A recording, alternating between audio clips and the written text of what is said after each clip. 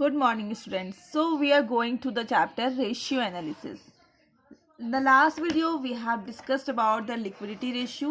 हमने liquidity ratio discuss किया था जिसके अंदर दो रेशियो थे. करंट रेशियो का फॉर्मूला था current assets divided by current liability. Then हमने डिस्कस किया लिक्विड रेशियो का फॉर्मूला था liquid assets divided by current liability. ठीक है. Then next we discussed the solvency ratio के अंदर 4 रेशियो थे. In today's video we are going to discuss the activity ratio और टर्नओवर रेशियो. ठीक है. इसके अंदर भी हमें 4 डिफरेंट टाइप्स के रेशियो पढ़ने को मिलेंगे. ओके. तो first is inventory turnover ratio. Okay. ठीक है. तो हम लोग अभी डिस्कस करने वाले हैं एक्टिविटी रेशियो. एक्टिविटी रेशियो यानी कि हमारा टोटल 7th ये हमारा फॉर्मूला है. और एक्टिविटी रेशियो में से पहला जो हम है वो है inventory turnover ratio. Inventory turnover ratio. Okay. तो इसको हम लोग प्यार से क्या बोलेंगे? ITR.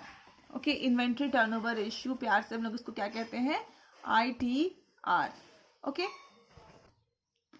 So ITR is equal to cost of revenue from operation. Cost of revenue from.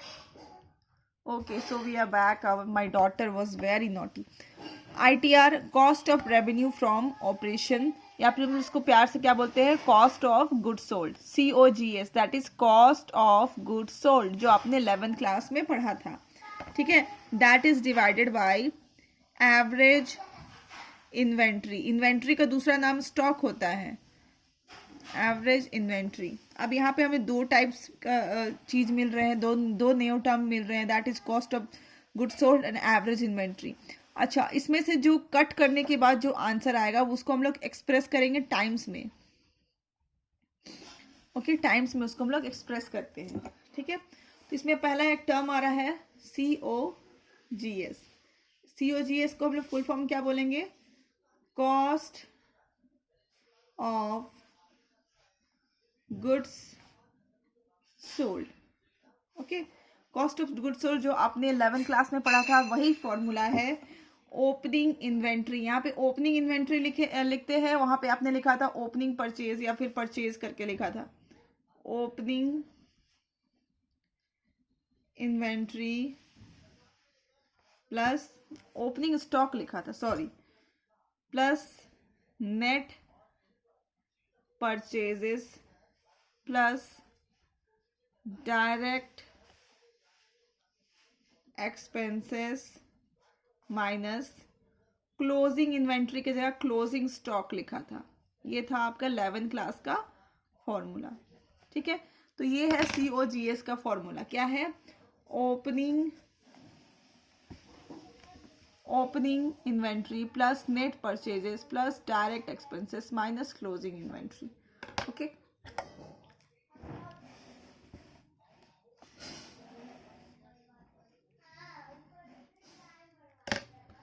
Okay. और इस पे हम लोग मान लो अगर हमारा ये फॉर्मूला नहीं है तो इसके अलावा और जो फॉर्मूला है that is COGS is equal to net sales minus gross profit. ये भी आपका 11th क्लास का ही फॉर्मूला पड़ा हुआ है. ओके. और COGS is equal to net sales plus gross loss और cost of material consumed plus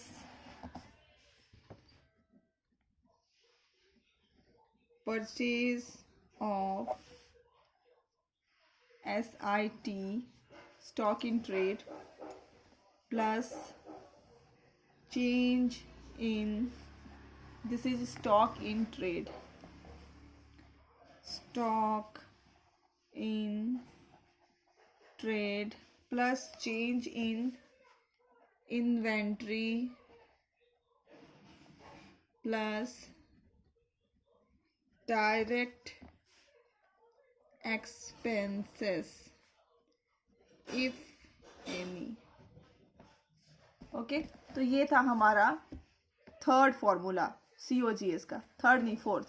पहला फॉर्मूला था opening inventory plus purchases plus direct expenses minus closing inventory. दूसरा फॉर्मूला था COGS is equal to net sales minus GP. तीसरा formula था COGS net sales plus gross loss, अगर profit की जगह loss आ जाए तब. And third formula was COGS that is cost of material consumed plus purchases of stock in trade, ठीक है, plus change in inventory plus direct expenses. आपके जो भी आता है उसको हम यहाँ पे पुट करेंगे एंड उसके बाद हमें एवरेज इन्वेंट्री का फॉर्मूला निकालना पड़ेगा. ठीक है, तो हम यहाँ आ जाते हैं इस पेज में और एवरेज इन्वेंट्री का फॉर्मूला निकालते हैं. Average inventory is equal to opening inventory plus closing inventory divided by 2. Okay, next is that is the 8 is trade receivable turnover ratio. ठीक है, ये हमारा थर्ड है. इसको हम लोग प्यार से क्या बुलाते हैं? TR. ओके, शॉर्ट फॉर्म में TR लिखेंगे, बार बार इतना लंबा नहीं लिख पाएंगे. ओके, तो TR इसकी फॉर्मूला क्या है? TR is equal to net credit sales divided by average trade receivables. Okay, और इसका जो आंसर आएगा वो अगेन टाइम्स में होगा. ठीक है, तो इसमें देखो क्या है? Net credit sales. Net credit sales is equal to total sales. अब नेट क्रेडिट सेल्स तो ये भी आपका 11th क्लास का ही पढ़ा हुआ है. नेट क्रेडिट सेल्स मतलब जितना भी उधार में आपने बेचे हैं सामान. ओके, तो जो टोटल सेल्स हुआ, ठीक है, उसमें से हम माइनस करेंगे सेल्स रिटर्न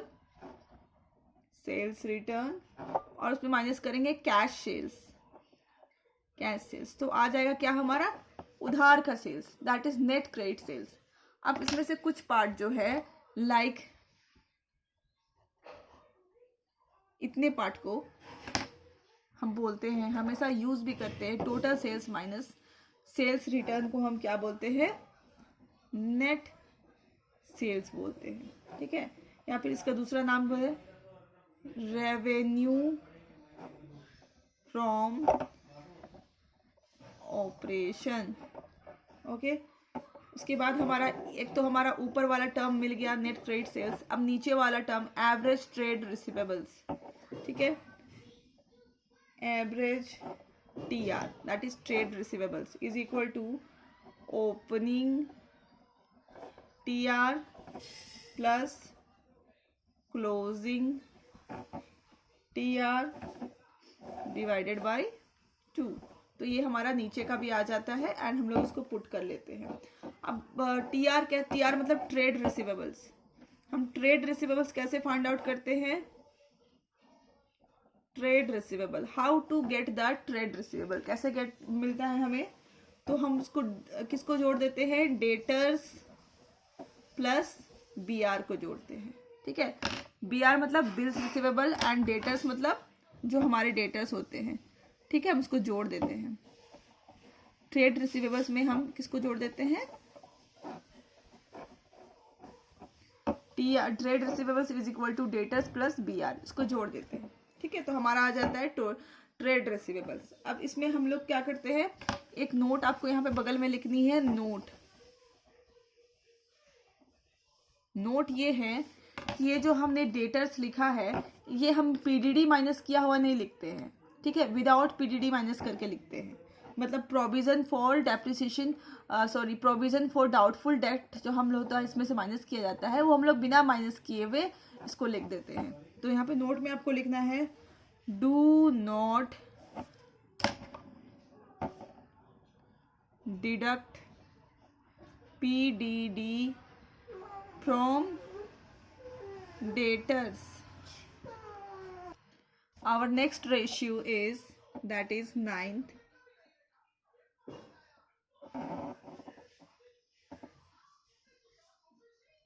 इसके बाद हम देख लेते हैं डेप्ट कलेक्शन पीरियड। डेप्ट कलेक्शन पीरियड, ठीक है। इसका रेशियो कैसे निकालेंगे, डेप्ट कलेक्शन, ये हमें टीआर निकालने में हेल्प करता है, दैट इज डेप्ट कलेक्शन पीरियड। इसका फॉर्मूला होगा, अगर बोला जाएगा आप उसको डेज में निकालो तो हम लोग 365 लिखेंगे ऊपर में और नीचे लिखेंगे टीआर और इसको एक्सप्रेस करेंगे डेज में। अगर इसको बोला जाएगा कि आप इसको क्या करो मंथ में निकालो तो हम लोग 365 की जगह में 12 निकाल देंगे और यहाँ पे TR that is trade receivables turnover ratio लिख देंगे एंड जो भी आंसर होगा उसको हम लोग मंथ्स में एक्सप्रेस करेंगे। ओके, नेक्स्ट हमारा है ट्रेड पेएबल टर्नओवर रेशियो, ठीक है। तो इसको हम लोग प्यार से बोलेंगे TPTR। Okay, TPTR। तो हम इसको एक्सप्रेस कैसे करेंगे, TPTR that is trade payable turnover ratio is equal to net credit purchase, मतलब उधार के खरीद, परचेज मतलब उधार का जितना भी खरीदा हुआ है, divided by average trade payable. Okay, यहाँ पे नेट क्रेडिट परचेज का हम फिर फॉर्मूला लिखेंगे, net credit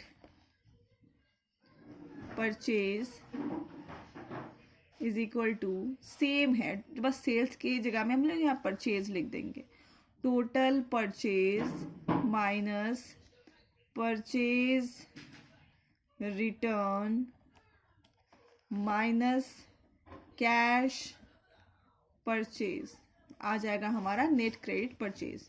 okay, then the next is, हमारा ऊपर का पोर्शन वाला आ गया। देन हमारा नेक्स्ट है एवरेज ट्रेड पेएबल्स, ठीक है। तो हम यहाँ लिखेंगे average TP that is trade payables, हो जाएगा opening TP that is trade payable plus closing TP that is trade payables divided by 2, ठीक है। अब बहुत लोगों को ये प्रॉब्लम होता है कि ये ट्रेड पेएबल्स कैसे निकाला जाता है, trade payables, how to find out trade payables. तो हम इसके लिए क्रेडिटर्स प्लस बिल्स पेएबल को ऐड कर देते हैं तो हमारा क्या आ जाता है, ट्रेड पेएबल्स आ जाता है। ओके, अब अगर हमें एवरेज पेमेंट पीरियड निकालने को कहेगा क्वेश्चन, ठीक है, find out average payment period. अगर क्वेश्चन कहता है कि आप एवरेज पेमेंट पीरियड निकालो तो आप कैसे निकालोगे, अगर कहेगा कि डेज में निकालो, ओके, तो आप कैसे निकालोगे, 365 से ट्रेड पेएबल टर्नओवर रेशियो को डिवाइड कर दोगे, ठीक है। 365 ऊपर में न्यूमरेटर में लिख के डिनोमिनेटर में ट्रेड पेएबल टर्नओवर रेशियो लिख करके डिवाइड कर दोगे और जो भी आएगा आंसर उसको हम लोग डेज में एक्सप्रेस कर लेंगे। ओके, इसी तरह से अगर क्वेश्चन कहता है कि आप इसको मंथ में एक्सप्रेस करो तो 365 की जगह में हम लोग 12 लिख लेंगे और क्या करेंगे, TPTR लिख करके इसको हम लोग मंथ्स में एक्सप्रेस कर लेंगे। Okay, and the next is, that is the 10th ratio is working capital turnover ratio, ठीक है। Next is working capital turnover ratio, that is, इसको हम लोग प्यार से बोलेंगे WCTR, ठीक है। अब WCTR का फॉर्मूला लिखते हैं, WCTR is equal to net sales divided by working capital, ठीक है। वर्किंग कैपिटल का फॉर्मूला तो हम लोग लिख सकते हैं current assets minus current liability, okay. तो ये इस तरह से होता है, net sales divided by working capital. Working capital का फॉर्मूला है current assets minus current liabilities, okay. और इसको हम नेट सेल्स को का दूसरा नाम है रेवेन्यू फ्रॉम ऑपरेशंस, और इसको जो आंसर्स आएगा उसको हम एक्सप्रेस करेंगे टाइम्स में,